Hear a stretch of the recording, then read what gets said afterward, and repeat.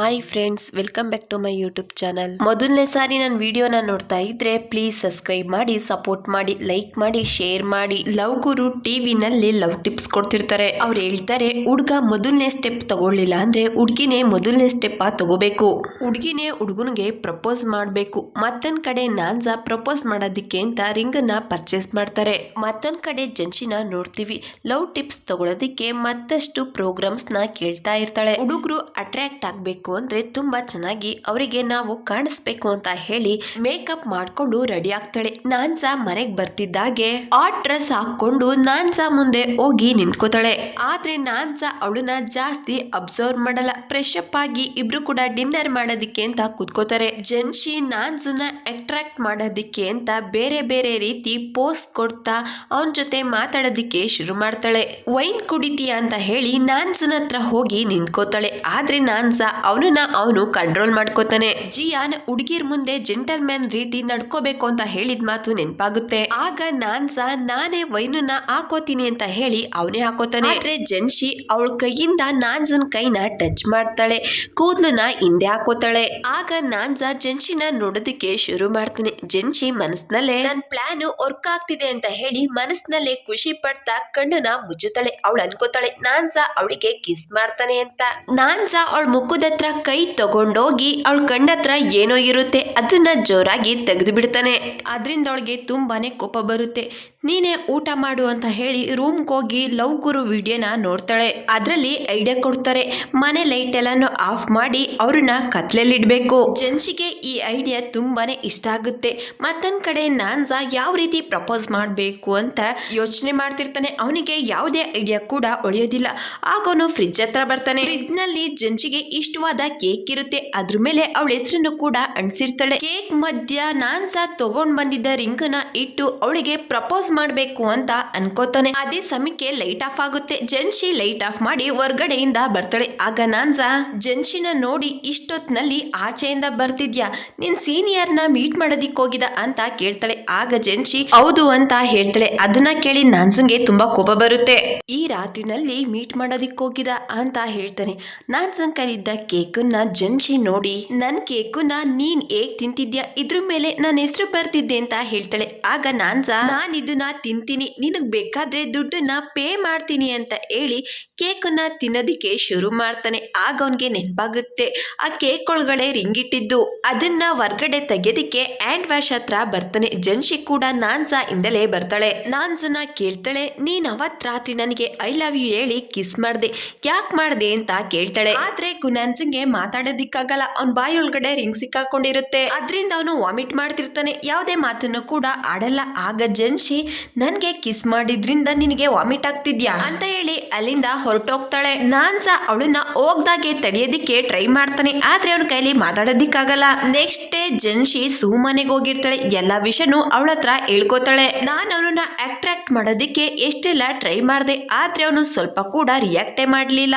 ಆಗ ಸು ಹೇಳ್ತಾಳೆ, ನನ್ನ ಪರಿಸ್ಥಿತಿ ಕೂಡ ಹೀಗೆ ಆಗಿದೆ. ಆಗ ಜನ್ಸಿ ನಾನ್ಸಂಗೆ ನನ್ ಮೇಲೆ ಫೀಲಿಂಗ್ಸ್ ಇಲ್ಲ ಅನ್ಸುತ್ತೆ, ನಾನ್ ಎಲ್ಲಾ ವಿಷಯನೂ ಮರ್ತು ಅಗ್ರಿಮೆಂಟ್ ನಲ್ಲಿ ಇರೋ ಹಾಗೇನೆ ನಡ್ಕೋತೀನಿ ಅಂತ ಹೇಳ್ತಾಳೆ.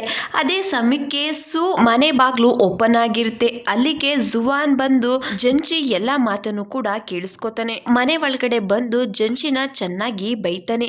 ನಾನ್ಸ ಅವಳನ್ನ ಬಲವಂತವಾಗಿ ಅವನ್ ಮನೇಲಿ ಇಟ್ಕೊಂಡಿದ್ದಾನೆ ಅಂತ ತಿಳ್ಕೊತಾನೆ. ಆಗ ಜನ್ಸಿ ನಾನ್ ನಿಜವಾಗ್ಲೂ ನಾನ್ಸನ ಪ್ರೀತಿ ಮಾಡ್ತಿದ್ದೀನಿ ಅಂತ ಹೇಳ್ತಾಳೆ. ಆಗ ಜುವಾನ್ ನಾನ್ಸ ಕೂಡ ನಿನ್ನ ಪ್ರೀತಿ ಮಾಡ್ತಿದ್ದಾನ ಅಂತ ಕೇಳ್ತಾನೆ. ಆದ್ರೆ ಜನ್ಸಿ ಸೈಲೆಂಟ್ ಆಗಿ ನಿಂತಿರ್ತಾಳೆ. ಅವಳ ಹತ್ರ ಯಾವುದೇ ಉತ್ತರ ಕೂಡ ಇರೋದಿಲ್ಲ. ಅಣ್ಣ ತಂಗಿ ಮಧ್ಯ ತುಂಬಾನೇ ಜಗಳ ಆಗುತ್ತೆ. ಜುವಾನ್ ಅಲ್ಲಿಂದ ಹೊರಟೋಗ್ತಾನೆ. ಜನ್ಸಿ ಅವ್ರ ಅಣ್ಣನ ಮೇಲೆ ಬೇಜಾರ್ ಮಾಡ್ಕೊಂಡು ಕೂತಿರ್ತಾಳೆ. ಆಗ ಸು ನಿಮ್ಮ ಅಣ್ಣ ತುಂಬಾ ಒಳ್ಳೆಯವರು, ಕಾಲೇಜ್ ನಲ್ಲಿ ನಿನ್ಗೇನಾದ್ರೂ ಇಂಪಾರ್ಟೆಂಟ್ ವಸ್ತು ಬೇಕು ಅಂತ ಅನ್ಸಿದ್ರೆ ನಿಮ್ಮ ಅಣ್ಣ ಲಕ್ಕಿ ಡ್ರಾ ಅನ್ನೋ ಹೆಸರಿಂದ ನಿನಗೆ ಆ ವಸ್ತು ಸಿಗೋ ಹಾಗೆ ಮಾಡ್ತಾ ಇದ್ರು ಅಂತ ಹೇಳ್ತಾಳೆ. ಅವಳ ಮಾತ್ ಕೇಳಿ ಜನ್ಸಿಗೆ ತುಂಬಾನೇ ಬೇಜಾರಾಗುತ್ತೆ. ಮತ್ತೊಂದ್ ಕಡೆ ಗುನಾನ್ಸನ ಮೀಟ್ ಆಗೋದಿಕ್ಕೆ ಜುವಾನ್ ಬಂದಿರ್ತಾನೆ. ಅವ್ನು ಹೇಳ್ತಾನೆ, ನನ್ಗೆಲ್ಲಾ ವಿಷಯನೂ ಗೊತ್ತಾಗಿದೆ, ನೀನು ನಾಟಕ ಮಾಡೋ ಅವಶ್ಯಕತೆ ಇಲ್ಲ, ಅಗ್ರಿಮೆಂಟ್ ನ ಕ್ಯಾನ್ಸಲ್ ಮಾಡು. ಆಗ ನಾನ್ಸ ಹೇಳ್ತಾನೆ, ನಾನು ನಿಜವಾಗ್ಲೂ ಜನ್ಸಿನ ಪ್ರೀತಿ ಮಾಡ್ತಿದ್ದೀನಿ ಅಂತ ಹೇಳಿ ಅವನ ಹತ್ರ ಇದ್ದ ಡೈಮಂಡ್ ರಿಂಗ್ ನ ತೋರಿಸಿ ನಾನು ಅವಳಿಗೆ ನನ್ನ ಪ್ರೀತಿ ವಿಷಯನ ಹೇಳ್ಬೇಕು ಅಂತ ಅನ್ಕೋತೀನಿ, ಆದ್ರೆ ನನಗೆ ಸರಿಯಾದ ಸಮಯನೇ ಸಿಗ್ತಾ ಇಲ್ಲ. ಆಗ ಜುವಾನ್ ನೀನು ತಯಾರಿ ಮಾಡ್ಕೊ ಅಂತ ಹೇಳಿ ಜನ್ಸಿನ ಮೀಟ್ ಆಗೋದಿಕ್ಕೆ ಅಂತ ಬರ್ತಾನೆ. ಅವರಿಬ್ರು ಕೂಡ ಜಗಳನ ಮರ್ತು ಚೆನ್ನಾಗಿ ಮಾತಾಡ್ತಾರೆ. ಆಗ ಜೆನ್ಸಿ ಹೇಳ್ತಾಳೆ ಸೂ ಜೊತೆ ಜುವಾನ್ ನ ಗುನಾನ್ಸಾ ಮನೆಗೆ ಡಿನ್ನರ್ಗೆ ಇನ್ವೈಟ್ ಮಾಡ್ತಾಳೆ. ಜುವಾನ್ ಅವಳ ಮಾತಿಗೆ ಒಪ್ಕೋತಾಳೆ. ಜೆನ್ಸಿ ಸೂಗೆ ಫೋನ್ ಮಾಡಿ ಸಂಜೆ ನಮ್ಮ ಮನೇಲಿ ಡಿನ್ನರ್ ಪಾರ್ಟಿ ಇದೆ, ನಿನ್ನ ಕರ್ಕೊಂಡ್ ಬರೋದಿಕ್ಕೆ ಜುವಾನ್ ನಿಮ್ ಮನೆ ಹತ್ರ ಬರ್ತಾನೆ ಅಂತ ಹೇಳ್ತಾಳೆ. ಈಗ ಜುವಾನ್ ನ ನೋಡ್ತೀವಿ, ಸೂನ ಪಿಕ್ ಮಾಡೋದಿಕ್ ಬಂದಿರ್ತಾನೆ. ಡಿನ್ನರ್ಗೆ ಜೆನ್ಸಿ ಮನೆಗೆ ಕರ್ಕೊಂಡ್ ಹೋಗಲ್ಲ, ಬೇರೆ ಒಂದು ಪ್ಲೇಸ್ಗೆ ಕರ್ಕೊಂಡ್ ಬಂದಿರ್ತಾನೆ. ಚಿಕ್ಕ ವಯಸ್ಸಿನಲ್ಲಿ ಅವರಿಬ್ರು ಕೂಡ ಆ ಜಾಗಕ್ಕೆ ಬರ್ತಾ ಇರ್ತಾರೆ. ಅವಳಿಗೆ ಐ ಲವ್ ಯು ಹೇಳಿ ಕಿಸ್ ಮಾಡ್ತಾನೆ. ಆಗ ಅವನು ಹೇಳ್ತಾನೆ, ನಾನ್ ನಿನ್ನ ಮೊದಲನೇ ಸಾರಿ ನೋಡ್ದಾಗ್ಲಿಂದಲೂ ಪ್ರೀತಿ ಮಾಡ್ತಿದ್ದೀನಿ ಅಂತ ಹೇಳ್ತಾನೆ. ಅದನ್ನ ಕೇಳಿ ಸೂಗೆ ತುಂಬಾನೇ ಖುಷಿ ಆಗುತ್ತೆ. ಮತ್ತೊಂದು ಕಡೆ ಜೆನ್ಸಿ ಸೂ ಜುವಾನ್ ಇನ್ನೂ ಡಿನ್ನರ್ಗೆ ಬಂದಿಲ್ಲ ಅಂತ ಹೇಳಿ ಫೋನ್ ಮಾಡ್ತಾಳೆ. ಆದರೆ ಫೋನನ್ನು ರಿಸೀವ್ ಮಾಡೋದಿಲ್ಲ. ಆಗ ನಾನ್ಸಾ ಜುವಾನ್ ಡಿನ್ನರ್ಗೆ ಬರ್ತಾ ಇಲ್ಲ, ಅವ್ನು ತುಂಬ ಬ್ಯುಸಿ ಆಗಿದ್ದಾನಂತೆ, ನಾವೇ ಡಿನ್ನರ್ ಮಾಡೋಣ ಅಂತ ಹೇಳಿ ಜೆನ್ಸಿಗೆ ಕುತ್ಕೊಳ್ಳೋದಕ್ಕೆ ಚೇರ್ ಹಾಕ್ತಾನೆ. ಅವನ ಕೈಯಾರ ಜೆನ್ಸಿಗೆ ತಿನ್ನಿಸ್ತಾನೆ. ಇಬ್ರು ಕೂಡ ಖುಷಿಯಿಂದ ಮಾತಾಡೋದಕ್ಕೆ ಶುರು ಮಾಡ್ತಾರೆ. ಆಗ ನಾನ್ಸಾ ಹೇಳ್ತಾನೆ, ಅವತ್ ರಾತ್ರಿ ರೆಸ್ಪಾನ್ಸಿಬಿಲಿಟಿನ ನಾನೇ ತಗೋತೀನಿ. ಆಗ ಜೆನ್ಸಿ ನೀನ್ ಏನ್ ಹೇಳ್ತಿದ್ಯಾ ಅಂತ ಹೇಳಿ ಸ್ಮೈಲ್ ಮಾಡೋದಕ್ಕೆ ಶುರು ಮಾಡ್ತಾಳೆ. ನಾನ್ಸಾ ಪ್ರಪೋಸ್ ಮಾಡೋದಕ್ಕೆ ಹೋಗ್ತಾನೆ, ಆದ್ರೆ ಅವನ ಕೈಲಿ ಆಗ್ತಿರಲ್ಲ. ಆಗ ಜೆನ್ಸಿ ವೈನ್ ಕುಡಿ, ಆಮೇಲೆ ಅದೇನ್ ವಿಷಯ ಅಂತ ಹೇಳಿ ಇಬ್ರು ಕೂಡ ವೈನ್ ಕುಡಿಯೋದಕ್ಕೆ ಶುರು ಮಾಡ್ತಾರೆ. ಕುಡಿತಾ ಕುಡಿತಾ ವೈನ್ ಪೂರ್ತಿ ಖಾಲಿ ಆಗೋಗುತ್ತೆ. ಆದ್ರೆ ನಾನ್ಸಂಗೆ ಮಾತ್ರ ಅವಳಿಗೆ ಪ್ರಪೋಸ್ ಮಾಡೋದಕ್ಕೆ ಆಗೋದೇ ಇಲ್ಲ. ಆಗ ಜೆನ್ಸಿ ಹೇಳ್ತಾಳೆ, ವೈನ್ ಕೂಡ ಮುಗ್ದೋಗಿದೆ, ಅದೇನ್ ವಿಷಯ ಅಂತ ಹೇಳಿ. ಆಗ ನಾನ್ಸಾ ಅವನ್ ಜೋಬಿಂದ ರಿಂಗ್ ಬಾಕ್ಸ್ ನ ತಗೋತಾನೆ. ಆದ್ರೆ ಐ ಲವ್ ಯು ಮಾತ್ರ ಹೇಳೋದಿಲ್ಲ. ಇದರಿಂದ ಜೆನ್ಸಿಗೆ ತುಂಬಾ ಕೋಪ ಬರುತ್ತೆ. ಸಡನ್ ಆಗಿ ಮೇಲೆದ್ದು ನಾನೇ ಹೇಳ್ತೀನಿ ಅಂತ ಹೇಳಿ ನಾನ್ಸನ್ ಹತ್ರ ಹೋಗಿ ಐ ಲವ್ ಯು ಹೇಳಿ ಅವನಿಗೆ ಕಿಸ್ ಮಾಡ್ತಾಳೆ. ಆಗ ನಾನ್ಸಾ ಕೂಡ ಜೆನ್ಸಿಗೆ ಕಿಸ್ ಮಾಡ್ತಾನೆ. ಬೆಳಿಗ್ಗೆ ಎದ್ದು ನೋಡ್ತಾಳೆ, ನಾನ್ಸಾ ಅವಳ ಪಕ್ಕನೆ ಮಲ್ಕೊಂಡಿರ್ತಾನೆ. ಮೇಲೆದ್ದು ಕೇಳ್ತಾಳೆ, ನೀನೇನ್ ಮಾಡ್ತಿದ್ಯಾ ಇಲ್ಲಿ? ಆಗ ನಾನ್ಸಾ ಹೇಳ್ತಾನೆ, ಇದು ನನ್ ರೂಮು, ನೀನು ನನ್ ಜೊತೆ ಬೆಡ್ ಮೇಲೆ ಮಲ್ಕೊಂಡಿದ್ಯಾ. ಆಗ ಜೆನ್ಸಿ ನಾನೇನ್ ಮಾಡ್ತಿದ್ದೀನಿ ಇಲ್ಲಿ ಅಂತ ಕೇಳ್ತಾಳೆ. ಆಗ ನಾನ್ಸಾ, ರಾತ್ರಿ ನಮ್ಮಿಬ್ರು ಮಧ್ಯೆ ಆಗಿದ್ದು ನಿನ್ಗೆ ಯಾವ್ದು ಕೂಡ ನೆನ್ಪಿಲ್ಲ. ಆಗ ಅವಳಿಗೆ ಎಲ್ಲಾ ನೆನ್ಪಾಗುತ್ತೆ. ಅಲ್ಲಿಂದ ಹೋಗೋದಕ್ಕೆ ಅಂತ ಹೋಗ್ತಾಳೆ. ನಾನ್ಸಾ ಸಡನ್ ಆಗಿ ಮೇಲೆದ್ದು ಅವಳ ಮುಂದೆ ಬಂದು ನಿಂತ್ಕೋತಾನೆ. ನಾನು ಮತ್ತೊಂದ್ಸಾರಿ ನಿನಗೆ ನೆನಪು ಮಾಡ್ತೀನಿ, ನಮ್ಮಿಬ್ರು ಮಧ್ಯೆ ಏನ್ ನಡೀತು ಅಂತ ಹೇಳಿ ಅವಳಿಗೆ ಕಿಸ್ ಮಾಡೋದಿಕ್ಕೆ ಅಂತ ಹೋಗ್ತಾನೆ. ಆಗ ಜೆನ್ಸಿ ಕೈನ ಅಡ್ಡ ಹಿಡಿದು ಅವನು ಕಿಸ್ ಮಾಡ್ದಾಗೆ ತಡಿತಾಳೆ. ನನ್ಗೆ ಎಲ್ಲಾ ವಿಷಯನೂ ನೆನ್ಪಿದೆ ಅಂತ ಹೇಳ್ತಾಳೆ. ಆಗ ನಾನ್ಸಾ, ಫಸ್ಟ್ ಟೈಮ್ ನಿನ್ ಲವ್ ಹೇಳ್ಕೊಂಡಿದ್ಯಾ, ಒಳ್ಳೆ ಗರ್ಲ್ ಫ್ರೆಂಡ್ ರೀತಿ ನಿನ್ ರೆಸ್ಪಾನ್ಸಿಬಿಲಿಟಿನ ನಿಭಾಯಿಸ್ಬೇಕು. ಆಗ ಜೆನ್ಸಿ ಒಳ್ಳೆ ಗರ್ಲ್ ಫ್ರೆಂಡ್ ರೆಸ್ಪಾನ್ಸಿಬಿಲಿಟಿ ಏನು ಅಂತ ಕೇಳ್ತಾಳೆ. ಆಗ ನಾನ್ಸಾ ಮಾರ್ನಿಂಗ್ ಕಿಸ್ ಅಂತ ಕೇಳ್ತಾನೆ. ಜೆನ್ಸಿ ನಾನ್ಸಾಗೆ ಕಿಸ್ ಮಾಡಿ ಅವನನ್ನ ಆಫೀಸ್ಗೆ ರೆಡಿ ಮಾಡಿ ಕಳಿಸ್ತಾಳೆ. ಜೆನ್ಸಿ ಸೂ ಮನೆಗೆ ಬಂದಿರ್ತಾಳೆ. ಅವಳಿಗೆ ಎಲ್ಲಾ ವಿಷಯನೂ ಹೇಳ್ತಾಳೆ. ಆಗ ಸೂ ನನ್ನ ಲೈಫಲ್ಲೂ ಕೂಡ ಇದೇ ರೀತಿ ನಡೀತು ಅಂತ ಹೇಳಿ ಇಬ್ರು ಕೂಡ ತುಂಬಾನೇ ಖುಷಿಯಾಗಿರ್ತಾರೆ. ಜೆನ್ಸಿ ಊಟ ತಗೊಳ್ಳೋದಿಕ್ಕೆ ಅಂತ ಒಂದು ರೆಸ್ಟೋರೆಂಟ್ಗೆ ಬಂದಿರ್ತಾಳೆ. ಅಲ್ಲಿ ಜಿನ್ನ ನೋಡ್ತಾಳೆ. ಅವಳು ಕೂಡ ಸೇಮ್ ಊಟನ ಪ್ಯಾಕ್ ಮಾಡಿಸ್ಕೊಂಡಿರ್ತಾಳೆ. ಆಗ ಜೆನ್ಸಿಗೆ ಅರ್ಥ ಆಗುತ್ತೆ, ಇವಳು ಊಟನ ಗುನಾನ್ಸಾಗೆ ತಗೊಂಡೋಗ್ತಿದ್ದಾಳೆ ಅಂತ. ಆಗ ಜೆನ್ಸಿ ಫಟಾಫಟ್ ಅಂತ ಆಫೀಸಿಗೆ ಬರ್ತಾಳೆ. ಅಷ್ಟರಲ್ಲಾಗ್ಲೇ ಜಿನ್ ತಗೊಂಡ್ ಬಂದಿದ್ದ ಊಟನ ಗುನಾನ್ಸಾಗೆ ಕೊಟ್ಟಿರ್ತಾಳೆ. ಜೆನ್ಸಿ ಕೂಡ ಅವಳು ತಗೊಂಡ್ ಬಂದಿದ್ದ ಊಟನ ನಾನ್ಸಾಗೆ ಕೊಡ್ತಾಳೆ. ಎರಡು ಊಟ ಕೂಡ ಟೇಬಲ್ ಮೇಲೆ ಇಟ್ಟಿರ್ತಾರೆ. ನಾನ್ಸಾ ಅದನ್ನ ನೋಡಿ, ನಾನು ಜೆನ್ಸಿ ಊಟನ ಶೇರ್ ಮಾಡ್ತೇನೆ ಅಂತ ಹೇಳ್ತಾನೆ. ಆಗ ಜಿನ್ ಅವಳು ತಗೊಂಡ್ ಬಂದಿದ್ದ ಊಟನ ತಗೊಂಡು ಅಲ್ಲಿಂದ ಹೋಗ್ತಾಳೆ. ಆಗ ಜೆನ್ಸಿ ನಾನ್ಸಾಗೆ ಧಮಕಿ ಹಾಕ್ತಾಳೆ, ನಾಳೆಯಿಂದ ಅವಳು ತಗೊಂಡ್ ಬಂದಿದ್ದ ಊಟನ ತಿಂದ್ರೆ ನಿನ್ನ ಸುಮ್ನೆ ಬಿಡಲ್ಲ ಅಂತ ಹೇಳ್ತಾಳೆ. ನೆಕ್ಸ್ಟ್ ಕೆಲಸ ಮಾಡೋದಿಕ್ಕೆ ಅಂತ ಅವಳು ಸೀನಿಯರ್ ಜೊತೆ ಕೂತಿರ್ತಾಳೆ. ಅಲ್ಲಿಗೆ ನಾನ್ಸಾ ಕೂಡ ಬರ್ತಾನೆ. ಕೆಲಸ ಬೇಗ ಮುಗ್ದಿರುತ್ತೆ, ಫ್ರೀ ಆಗಿರ್ತಾನೆ. ಜೆನ್ಸಿನ ಮೀಟ್ ಆಗೋದಿಕ್ಕೆ ಅಂತ ಬಂದಿರ್ತಾನೆ. ಅವಳ ಸೀನಿಯರ್ಗೆ ಇವರಿಬ್ರು ಜೊತೆ ನೋಡಿ ಅವ್ನ್ಗೆ ಏನು ಕೂಡ ಅರ್ಥ ಆಗಲ್ಲ. ಆಗ ಜೆನ್ಸಿ ಹೇಳ್ತಾಳೆ, ನಾವಿಬ್ರು ರಿಯಲ್ ಕಪಲ್ ಅಂತ ಹೇಳ್ತಾಳೆ. ಅದನ್ನ ಕೇಳಿ ಅವನಿಗೆ ಸ್ವಲ್ಪ ಕೂಡ ಇಷ್ಟ ಆಗಲ್ಲ. ಅಲ್ಲಿಂದ ಹೊರಟೋಗ್ತಾರೆ. ರಾತ್ರಿ ಇಬ್ರು ಕೂಡ ಮನೇಲಿ ಕೂತ್ಕೊಂಡು ಮೂವಿ ನೋಡ್ತಿರ್ತಾರೆ. ಅದೇ ಸಮಯಕ್ಕೆ ಜೆನ್ಸಿಗೆ ಅವಳ ಸೀನಿಯರ್ ಇಂದ ಕಾಲ್ ಬರುತ್ತೆ. ನಾನ್ಸಾ ಫೋನನ್ನ ಕಿತ್ಕೊಂಡು 10 ಗಂಟೆ ಆದ್ಮೇಲೆ ನೀನು ಯಾವುದೇ ಹುಡುಗನ ಜೊತೆ ಕೂಡ ಮಾತಾಡೋ ಹಾಗಿಲ್ಲ ಅಂತ ಹೇಳ್ತಾನೆ. ಆಗ ಜೆನ್ಸಿ, ನಿನಗೆ ಜಲಸಿ ಆದ್ರೆ ನೋಡೋದಿಕ್ಕೆ ತುಂಬಾ ಕ್ಯೂಟ್ ಆಗಿ ಕಾಣ್ತಿದ್ಯಾ ಅಂತ ಹೇಳಿ ಇಬ್ರು ಕೂಡ ನಾಳೆ ಡೇಟ್ಗೆ ಹೋಗೋದಿಕ್ಕೆ ಡಿಸೈಡ್ ಮಾಡ್ತಾರೆ. ನಾನ್ಸಾ ಯಾವಾಗ್ಲೂ ಕೂಡ ಫೋನಲ್ಲೇ ಬ್ಯುಸಿಯಾಗಿರ್ತಾನೆ. ಜೆನ್ಸಿಗೆ ಇದರಿಂದ ತುಂಬಾ ಕೋಪ ಬರ್ತಿರುತ್ತೆ. ರಾತ್ರಿ ಕೂಡ ನಾನ್ಸಾ ಫೋನಲ್ಲೇ ಬ್ಯುಸಿಯಾಗಿರ್ತಾನೆ. ಜೆನ್ಶಿ ಇದರಿಂದ ಬೇಜಾರಾಗಿ ಬೆಡ್ ಮೇಲೆ ಕುತ್ಕೋತಾಳೆ. ನಾನ್ಸ ಜೆನ್ಶಿ ಹತ್ರ ಬಂದು ವಾಕ್ ಮಾಡೋದಿಕ್ಕೆ ಕರೀತಾನೆ. ಜೆನ್ಶಿ ಕೋಪದಿಂದ ನಾನು ಬರೋದಿಲ್ಲ, ಹೊರ್ಗಡೆ ತುಂಬಾ ಚಳಿ ಇದೆ, ನನಗ್ ತುಂಬಾ ಸುಸ್ತಾಗಿದೆ ಅಂತ ಹೇಳ್ತಾಳೆ. ಆಗ ನಾನ್ಸ ಅವಳನ್ನ ಎತ್ಕೊಂಡ್ ಬಂದು ಅವಳ ಕಾಲನ್ನ ಬಿಸ್ನೀರೊಳಗಡೆ ಇಟ್ಟು ಅವಳಿಗೆ ಸಾರಿ ಕೂಡ ಕೇಳ್ತಾನೆ. ತಪ್ಪೆಲ್ಲ ನಂದೆ, ಮತ್ತೊಂದ್ಸಾರಿ ನಾವು ಡೇಟಿಗೆ ಹೋದ್ರೆ ಎಲ್ಲಾ ಕೆಲ್ಸನೂ ಮೊದ್ಲೇ ಕಂಪ್ಲೀಟ್ ಮಾಡಿರ್ತೀನಿ ಅಂತ ಹೇಳಿ ಜೆನ್ಶಿ ಕೂದಲನ್ನು ಕೂಡ ಟ್ರೈ ಮಾಡ್ತಾನೆ. ಇದರಿಂದ ಜೆನ್ಶಿಗೆ ತುಂಬಾನೇ ಖುಷಿ ಆಗುತ್ತೆ. ಅವಳ ಕೋಪ ಎಲ್ಲ ಕರ್ಗೋಗುತ್ತೆ. ನೆಕ್ಸ್ಟ್ ಡೇ ಇಬ್ರು ಕೂಡ ವಾಪಸ್ ಮನೆಗೆ ಬರ್ತಾರೆ. ಈಗ ಜೆನ್ಶಿನ ನೋಡ್ತೀವಿ, ಅವಳು ತುಂಬಾ ಅಪ್ಸೆಟ್ ಆಗಿರ್ತಾಳೆ. ಅವಳಿಗೆ ಎಲ್ಲೂ ಕೂಡ ಕೆಲಸ ಸಿಕ್ಕಿರಲ್ಲ. ಅದೇ ಸಮಯದಲ್ಲಿ ಅವಳ ಸೀನಿಯರ್ ಇಂದ ಕಾಲ್ ಬರುತ್ತೆ. ನಾನ್ ನಿನಗೆ ನನ್ ಜೊತೆ ಕೆಲಸ ಮಾಡ್ತೀಯ ಅಂತ ಕೇಳಿದ್ದೆ, ಈಗ ನೀನು ನನ್ ಜೊತೆ ಪ್ರಾಜೆಕ್ಟ್ ಅಲ್ಲಿ ವರ್ಕ್ ಮಾಡ್ತೀಯಾ ಅಂತ ಕೇಳ್ತಾನೆ. ಆಗ ಜೆನ್ಶಿ ಖುಷಿಯಿಂದ ಹೌದು ಅಂತ ಹೇಳಿ ಬಾಸ್ ನ ಮೀಟ್ ಮಾಡೋದಿಕ್ಕೆ ಆಫೀಸಿಗೆ ಬರ್ತಾರೆ. ಅವಳ ಬಾಸ್ ಅವರಿಬ್ರಿಗೂ ತುಂಬಾನೇ ಸಪೋರ್ಟ್ ಮಾಡ್ತಾರೆ. ಜೆನ್ಶಿ ಅವಳ ಸೀನಿಯರ್ ಆಫೀಸ್ ಇಂದ ಆಚೆ ಬರ್ತಾರೆ. ಆಗ ನಾನ್ಸ ಜೆನ್ಶಿಗೆ ಕಾಲ್ ಮಾಡ್ತಾನೆ. ನಾನ್ಸ ಕೇಳ್ತಾನೆ, ನೀನು ಎಲ್ಲಿದ್ಯಾ? ಆಗ ಜೆನ್ಶಿ ಹೇಳ್ತಾಳೆ, ನಾನು ಇಂಟರ್ವ್ಯೂ ಕೊಡಕ್ ಬಂದಿದ್ದೆ. ಆಗ ನಾನ್ಸ ಹೇಳ್ತಾನೆ, ನಾನು ಇಲ್ಲಿ ಪಕ್ಕದಲ್ಲಿ ಇದ್ದೀನಿ, ನಿನ್ನ ಪಿಕ್ ಮಾಡೋದಿಕ್ಕೆ ಬರ್ತೀನಿ.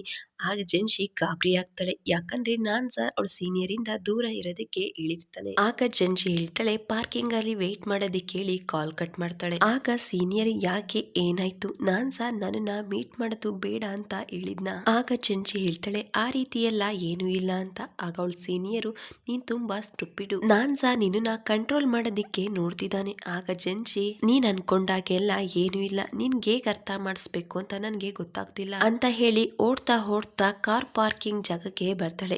ಕಾರಲ್ಲಿ ಕೂತ್ಕೊಂಡು ನಾನ್ಸನ್ ಹತ್ರ ಅವಳ ಕೆಲ್ಸದ ಬಗ್ಗೆ ಹೇಳ್ತಾಳೆ.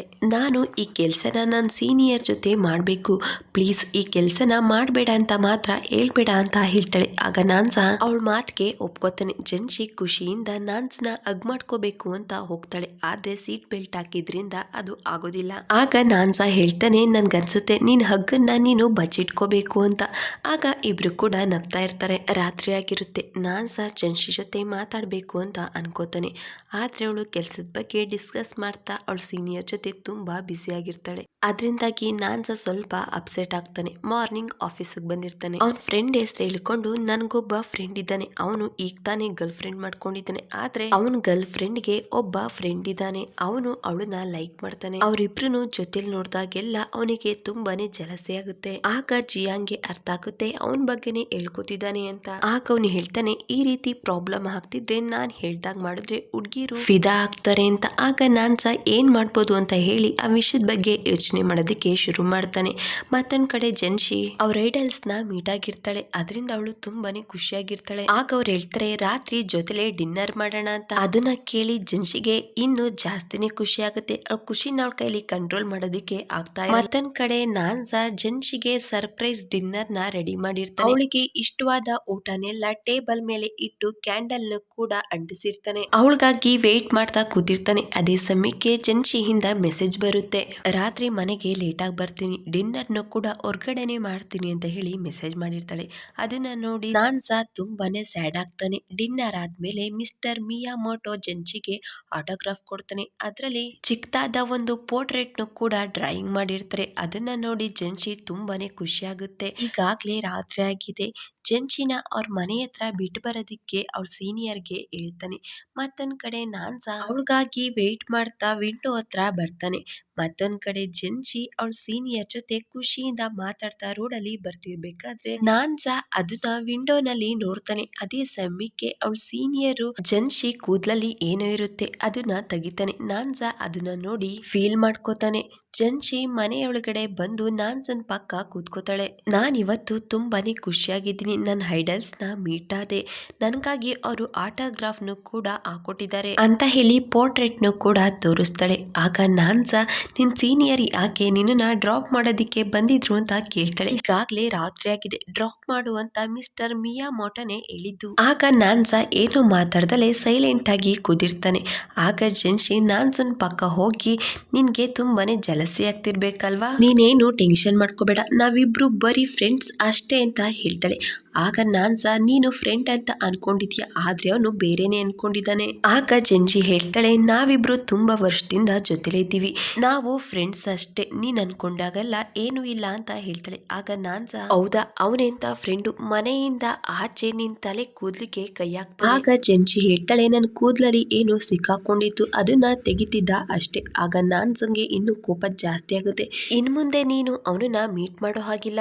ಆಗ ಜಂಜಿ ಹೇಳ್ತಾಳೆ, ನನ್ಗೂ ಕೂಡ ನಿನ್ ಫೀಲಿಂಗ್ಸು ಅರ್ಥ ಆಗುತ್ತೆ, ಅದಕ್ಕೆ ಅವನಿಂದ ದೂರ ಇರೋದಕ್ಕೆ ಟ್ರೈ ಮಾಡಿದೆ, ಆದ್ರೆ ಕೆಲ್ಸದ ವಿಚಾರವಾಗಿ ನಾನೀಗ ಅವನನ್ನ ಮೀಟ್ ಆಗ್ಲೇಬೇಕು ಅಂತ ಹೇಳ್ತಾಳೆ. ಆಗ ನಾನ್ ಸಹ ಮಿಸ್ ಆಗಿ ಅವಳ ಆಟೋಗ್ರಾಫ್ ಮೇಲೆ ವೈನ್ ಚೆಲ್ಬಿಡ್ತಾನೆ. ಅದರಿಂದ ಜಂಜಿಗೆ ತುಂಬಾ ಕೋಪ ಬರುತ್ತೆ. ನನ್ ಪೋರ್ಟ್ರೇಟ್ ನ ನೀನು ಹಾಳ್ ಮಾಡ್ದೆ. ಆಗ ನಾನ್ ಸಹ ಹೇಳ್ತಾನೆ, ಇದು ಅಷ್ಟೊಂದು ಇಂಪಾರ್ಟೆಂಟ್ ಏನಲ್ಲ, ನಾನು ಈ ರೀತಿ 1000 ತಂದು ಕೊಡ್ತೀನಿ. ಆಗ ಜಂಜಿ ಹೇಳ್ತಾಳೆ, ಇದು ನನಗೆ ತುಂಬಾ ಇಂಪಾರ್ಟೆಂಟ್, ಹಾಗೆ ನನ್ನ ಫ್ರೆಂಡ್ ಕೂಡ ನಿನ್ನನ್ನ ಡೇಟ್ ಮಾಡ್ತಿದ್ದೀನಿ ಅಂತ ಇದನ್ನೆಲ್ಲ ಬಿಡೋದಿಕ್ಕಾಗಲ್ಲ. ಆಗ ನಾನ್ ಸಹ ಹೇಳ್ತಾನೆ, ನನಗಿಂತ ನಿನಗೆ ಇದೇ ಇಂಪಾರ್ಟೆಂಟ್. ಆಗ ಜಂಜಿಗೆ ಅವನಿಗೆ ಹೇಗ್ ಅರ್ಥ ಮಾಡಿಸ್ಬೇಕು ಅಂತ ಗೊತ್ತಾಗಲ್ಲ. ನಾನು ಮನೆ ಬಿಟ್ಟು ಹೋಗ್ತಿದ್ದೀನಿ ಅಂತ ಹೇಳ್ತಾಳೆ. ಆಗ ನಾನ್ ಈ ಪೋರ್ಟ್ರೇಟ್ ಗಾಗಿ ನನ್ನನ್ನ ಬಿಟ್ಟು ಹೋಗ್ತಿದ್ಯಾ ಅಂತ ಕೇಳ್ತಾನೆ. ಆಗ ಜಂಜಿ, ನನ್ನ ಫೀಲಿಂಗ್ಸ್ ನಿನಗೆ ಅರ್ಥ ಆಗಲ್ಲ ಅಂತ ಹೇಳಿ ಮನೆ ಬಿಟ್ಟು ಹೋಗ್ತಾಳೆ. ನಾನ್ ಸಹ ಕೂಡ ಅವಳನ್ನ ತಡೆಯೋದಿಲ್ಲ. ಮತ್ತೊಂದ್ ಕಡೆ ಸೂನ ನೋಡ್ತೀವಿ, ಅವಳ ಮನೇಲಿ ಜುವಾನ್ ಇರ್ತಾನೆ, ಅವಳಿಗೆ ಕೇಕ್ ಮಾಡೋದನ್ನ ಹೇಳ್ಕೊಡ್ತಾ ಕಿಸ್ ಮಾಡೋದಕ್ಕೆ ಅಂತ ಹೋಗ್ತಾಳೆ. ಅದೇ ಸಮಯಕ್ಕೆ ಡೋರ್ ಬೆಲ್ ಆಗುತ್ತೆ. ಜಂಜಿ ಸೂಗೆ ಕಾಲ್ ಮಾಡ್ತಾಳೆ. ಜುವಾನ್ ರಿಸೀವ್ ಮಾಡಬೇಡ ಅಂತ ಹೇಳ್ತಾನೆ, ಆದ್ರೂ ಕೂಡ ಸೂ ರಿಸೀವ್ ಮಾಡ್ತಾಳೆ. ಆಗ ಜಂಜಿ, ನಿಮ್ಮನೆ ಆಚೆ ಇದ್ದೀನಿ, ಡೋರ್ ಓಪನ್ ಮಾಡು ಅಂತ ಹೇಳ್ತಾಳೆ. ಸೂ ಜಂಜಿ ಹತ್ರ ಅವಳ ರಿಲೇಶನ್ಶಿಪ್ ಬಗ್ಗೆ ಇಳಿರೋದಿಲ್ಲ, ಅದರಿಂದ ಜುವಾನ ಬಚ್ಚಿಟ್ಕೊಳ್ಳೋದಕ್ಕೆ ಹೇಳ್ತಾಳೆ. ಬಾಗ್ಲು ಓಪನ್ ಮಾಡಿ ಜಂಜಿನ ಒಳಗಡೆ ಕರ್ಕೊಂಡ್ಬರ್ತಾಳೆ. ಜಂಜಿ ಎಲ್ಲ ವಿಷಯನೂ ಸೂ ಹತ್ರ ಹೇಳಿ ಇವತ್ತು ರಾತ್ರಿ ನಾನು ಇಲ್ಲೇ ಇರ್ತೀನಿ ಅಂತ ಹೇಳ್ತಾಳೆ. ಅದರಿಂದ ಜುವಾನ್ಗೆ ತುಂಬಾ ಬೇಜಾರಾಗುತ್ತೆ.